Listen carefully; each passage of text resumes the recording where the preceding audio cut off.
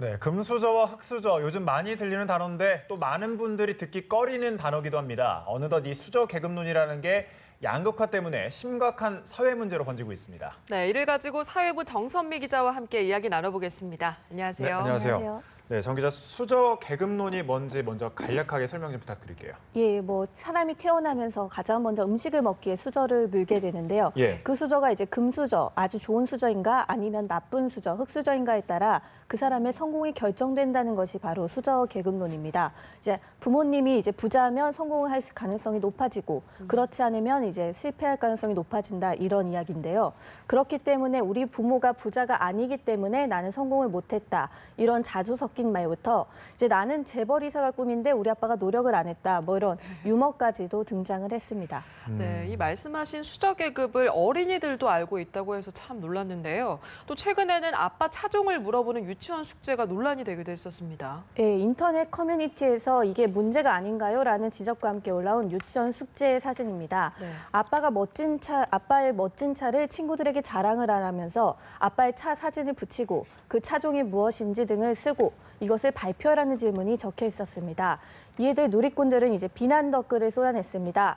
아빠가 차가 없는 가정은 어떻게 하나? 이제 선생님이 아빠 가정이 잘 사는지 못 사는지 이제 궁금한가 보다.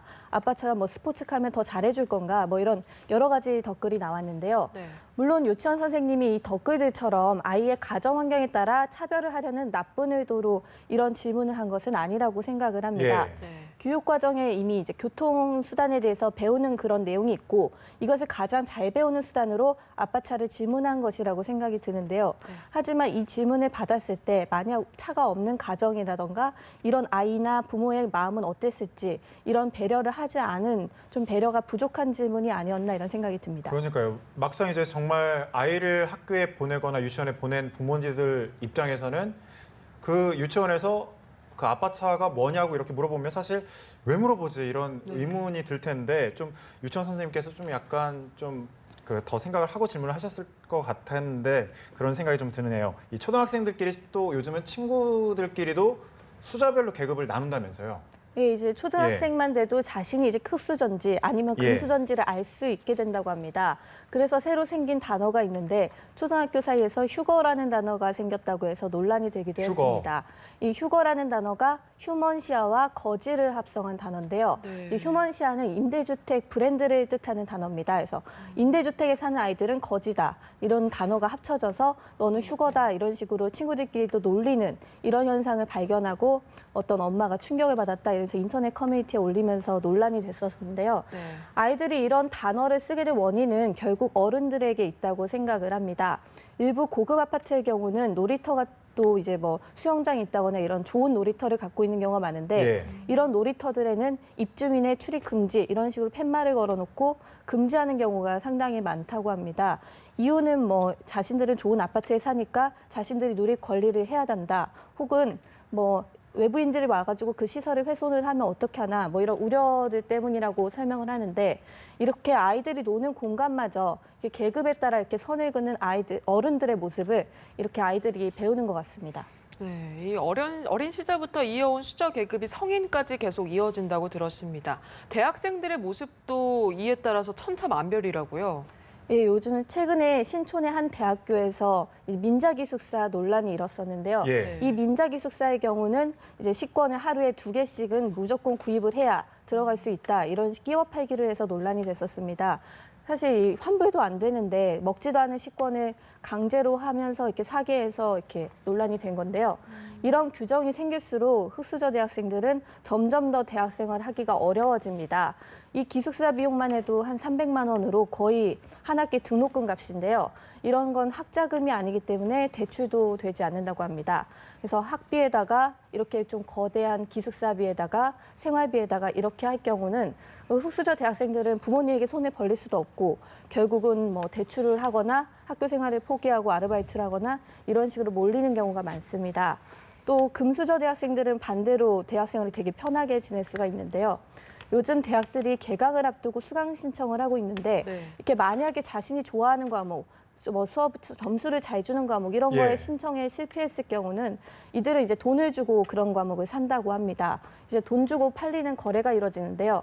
또 시험 기출 문제인 족보라던가 아니면 대리 출석, 이 자신 대신에 이제 출석해준 사람마저도 돈으로 구해서 한다고 합니다. 네. 결국 그 금수저 학생들은 더 좋은 성적을 받게 되는 것이죠. 돈으로 무엇이든 하는 아닌 사람들은 상대적으로 좀 박탈감을 느끼겠네요. 양극화 현상이 정말 심각한 사회 문제인 것 같은데 아까 유치원에서 아빠차를 물어본다고 했는데 그 직장, 그 기업 지원자들에게는 아빠의 직업을 또 물어본다면서요. 예, 최근에 고용노동부와 이제 대한상의가 500여 개 기업을 대상으로 조사를 했는데 그중에서 78개 기업이 입사 지원서에서 가족 관계가 어떻게 되냐 이런 걸 질문을 했다고 합니다. 결과적으로는 이제 너희 부모님, 아빠나 엄마가 무엇을 하시냐라고 물어본 것인데요. 인터넷 취업 카페 같은 데에서는 아빠가 좀 부유하거나 아니면 정말 직업이 좋을수록 취업률이 높아진다 이런 얘기들이 계속 나오고 있습니다. 예를 들면 은행에 취업할 때도 아빠가 좀 부자이거나 이렇게 고위직일 경우에는 뭐 영업을 하기도 좀 더 쉬워지고 고객 유치하기도 쉬워진다 이런 이유들을 대고 있습니다. 또 기업들이 보는 다른 스펙, 뭐 자격증이라던가 뭐 인턴이라던가 이런 것도 사실상 금수저들이 더 따기가 쉬워지는 항목들입니다. 금수저는 이제 비용 부담도 없이 학원도 다니고 시험도 자주 볼 수 있어서 어학 점수도 받기 쉬워지고요. 인턴도 사실 아빠 백을 이용해서 인턴 기회도 얻을 수 있고 또 여러 가지 어학 연수도 갈 수 있고 이렇게 하는데 흑수저가 이런 스스로의 힘으로 이런 여러 가지 스펙을 쌓기는 상당히 힘든 것이 현실입니다.